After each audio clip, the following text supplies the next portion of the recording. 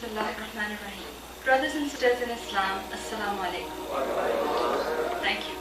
It is my challenge, not only to every single person on the face of this planet Earth, but also, if there's any civilization on any other planet, it's my challenge to them as well, that Islam is the best savior and protector for women.